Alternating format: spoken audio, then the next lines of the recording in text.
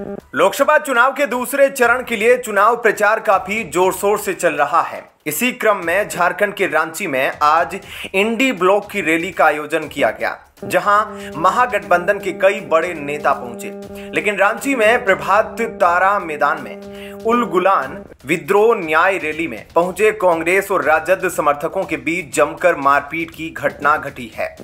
Chatra seat को लेकर राजद और कांग्रेस में चल रहे विवाद को लेकर यह मारपीट हुई है।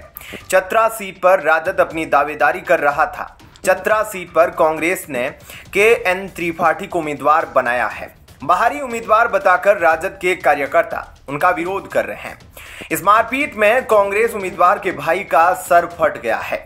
बता दें कि इस रैली में सपा के प्रमुख अखिलेश यादव से लेकर आरजेडी के नेता और बिहार के पूर्व उप मुख्यमंत्री तेजस्वी यादव, हेमंत सोरेन की पत्नी कल्पना सोरेन और दिल्ली के सीएम अरविंद केजरीवाल की पत्नी सुनीता केजरीवाल सहित अन्य नेताओं ने संबोधित किया। वहीं लोकसभा चुनाव के बीच विपक्षी गठबंधन में प्रधानमंत्री पद को लेकर एक बार फिर घमासान मच गया है। उद्धव ठाकरे के नेतृत्व वाली शिवसेना यूबीटी के वरिष्ठ नेता संजय राउत ने कहा कि देश को उद्धव ठाकरे जैसे समावेशी दृष्टिकोण वाले प्रधानमंत्री की जरूरत है। राउत के इस बयान पर कांग्रेस के बड़े नेताओं ने तीखी प्रतिक्रिया व्यक्त की है। पूर्व कांग्रेस नेता आचार्य प्रमोद कृष्णम ने सोनिया, राहुल गांधी और मल्लिकार्जुन खड़गे पर कटाक्ष किया है। प्रमोद कृष्णम ने कहा कि इस बार तीनों नेता खुद अपनी पार्टी को वोट नहीं देने वाले हैं। उन्होंने कहा कि इसके पीछे एक खास वजह है।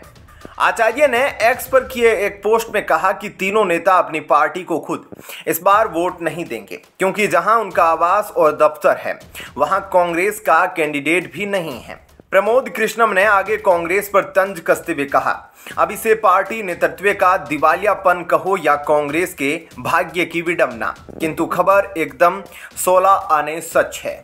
बता दें कि आचार्य प्रमोद कृष्णम ने कई बार कांग्रेस नेताओं का विरोध किया था और पीएम मोदी की तारीफ की थी, जिसके बाद कांग्रेस ने उन्हें 6 साल के लिए पार्टी से निष्कासित कर दिया था।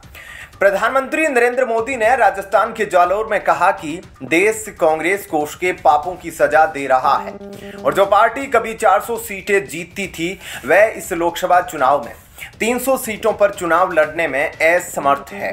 पीएम मोदी ने चुनावी रैली में कहा, पहले चरण के मतदान में आधे राजस्थान ने कांग्रेस को सजा दी है।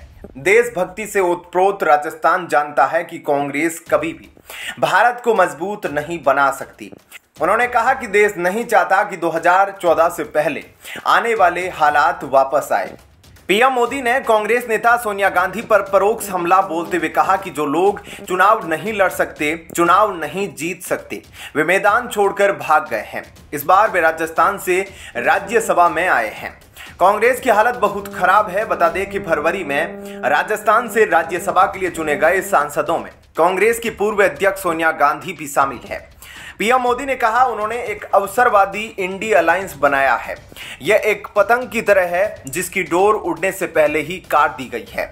यह केवल नाम का गठबंधन है, क्योंकि इसके घटक दल कई राज्यों में एक दूसरे के खिलाफ लड़ रहे हैं। उन्होंने कहा, इस लोकसभा चुनाव में देश की 25% सीटें ऐसी है जहां इस गठबंधन के लोग एक दूसरे को खत्म करने में लगे हैं, एक दूसरे के खिलाफ चुनाव लड़ रहे हैं। अगर चुनाव से पहले इतनी लड़ाई हो रही है तो आप सोच सकते हैं चुनाव के बाद यह लूट के लिए कितनी लड़ाई करेंगे।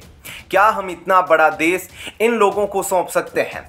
ऐसे में क्या कहना है आपका? कमेंट सेक्शन में अपनी राय जरूर बताएं। जय हिंद, जय भारत।